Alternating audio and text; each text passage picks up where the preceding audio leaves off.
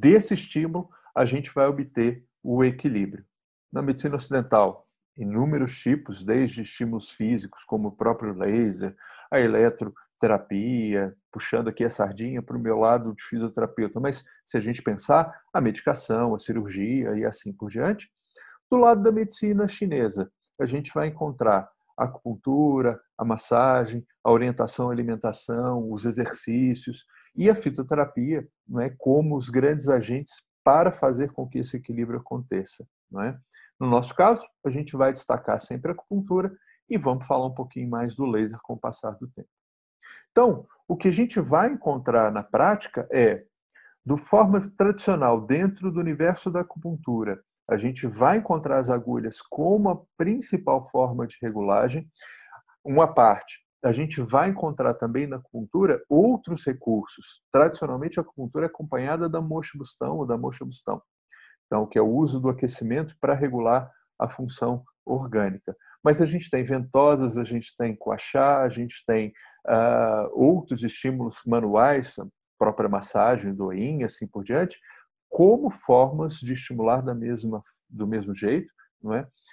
Com o objetivo de ter regulagem entre o yin e o yang, esse equilíbrio entre o yin e o yang, regular o qi, que é a nossa energia, o shui, que é o nosso sangue, e o jinhe, que são os líquidos orgânicos, quer dizer, fazer com que eu não tenha nenhuma disfunção nas suas relações e nem falta de nenhum desses elementos. Quer dizer, disfunções em termos de dificuldade em circular esses elementos, que para a medicina chinesa é muito importante. E a gente vai ter também esses estímulos tradicionais sendo usados para eliminar fatores patogênicos que são exteriores, quer dizer, eliminar fatores que fariam com que o nosso equilíbrio interno fosse atrapalhado. Por outro lado, quando a gente pensa contemporaneamente, o laser, fora da medicina chinesa no início, tá?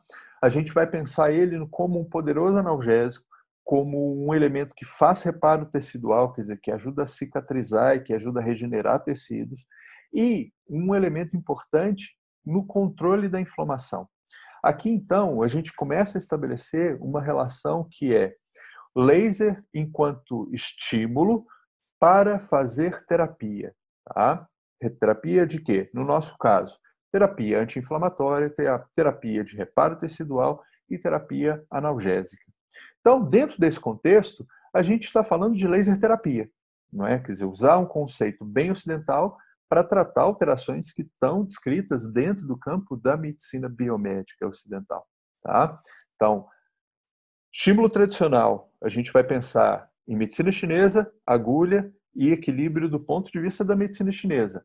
Estímulo contemporâneo. Nesse momento, a gente vai pensar em laser terapia e equilíbrio de alterações que estão ligadas à patologia vista sob a ótica da biomedicina ocidental. Mais para frente, a gente vai fazer o casamento dessas duas coisas. Quer dizer, a gente vai pegar a teoria tradicional e vamos colocá-la dentro do contexto do laser e aí sim fazer essa fusão que é importantíssima para a gente. Tá bem? Então, quando a gente pensa aí, começando a entrar dentro do laser propriamente dito, nos conceitos básicos que vão estar relacionados ao laser enquanto ferramenta terapêutica. Primeiro, é entender que laser é o acrônimo para Light Amplification by Stimulated Emission of Radiation.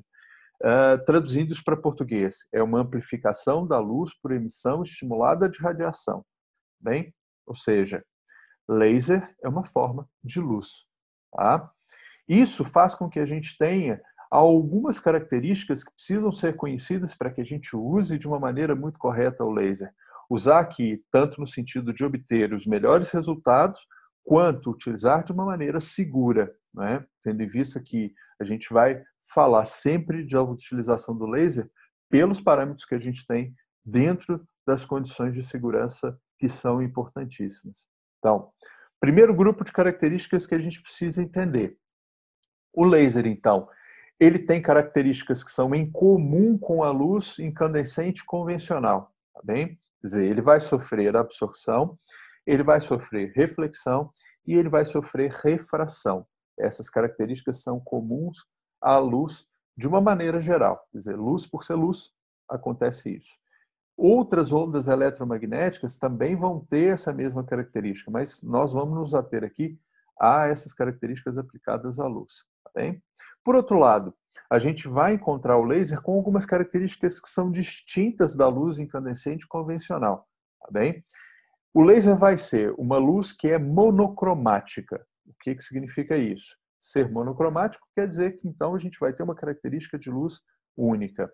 Ela é coerente e ela é colimada. Tá bem? Então essas três características são características particulares do laser. Entrando dentro dos conceitos, então, dos que são comuns a todos os tipos de luz. O que a gente vai ver primeiro é o laser, então, ele vai sofrer absorção por ser luz. O que é absorver? A luz vai incidir dentro de um alvo, no nosso caso o tecido, e ela não vai nem refletir nem refratar. A gente vai falar do conceito de reflexão e de refração daqui a pouquinho. Ela vai ser absorvida.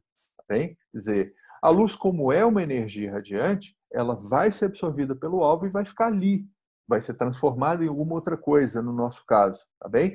Mas quer dizer, aquele raio que incidiu sobre o tecido vai ficar naquele tecido.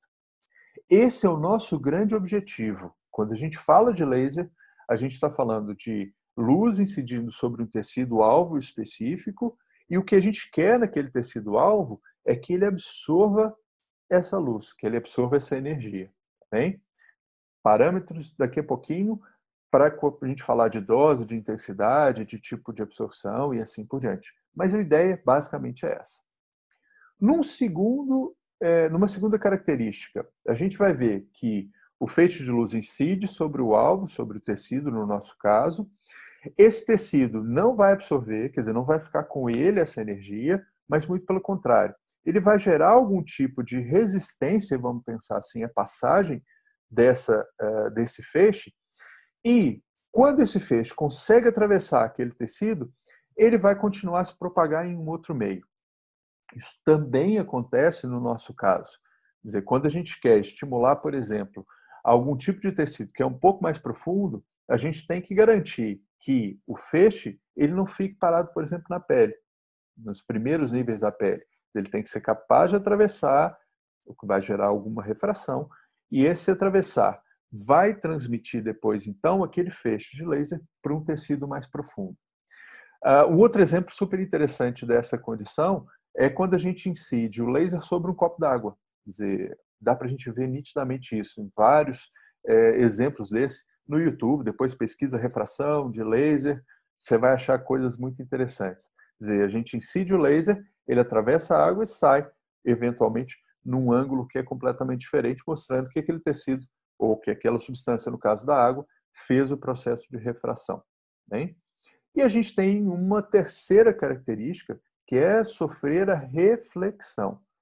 No caso do raio refletido, o que vai acontecer? Eu vou incidir o laser sobre o tecido ou sobre o alvo, e aquele tecido vai gerar um processo de repelir ou de refletir aquele raio. Quer dizer, não vai nem absorver, nem vai passar por ele ser fracionado depois, mas sim vai refletir. Isso é o que faz com que o nosso laser seja um pouquinho complicado em termos do perigo, né? Quer dizer, se algum raio bate sobre a pele e reflete, a gente vai ter essa reflexão se espalhando para o ambiente. E aí a gente também vai ver nos cuidados e nas contraindicações que o tecido ocular é um tecido sempre muito sensível ao laser, dentro dos lasers que a gente acaba utilizando mais, né? Então, a reflexão seria aquele princípio que a gente quer minimizar ao máximo. Quer dizer, a gente não deseja reflexão quando a gente fala do laser terapêutico. Tá bem? Reflexão, refração e absorção, então, são elementos que são comuns ao laser e à luz.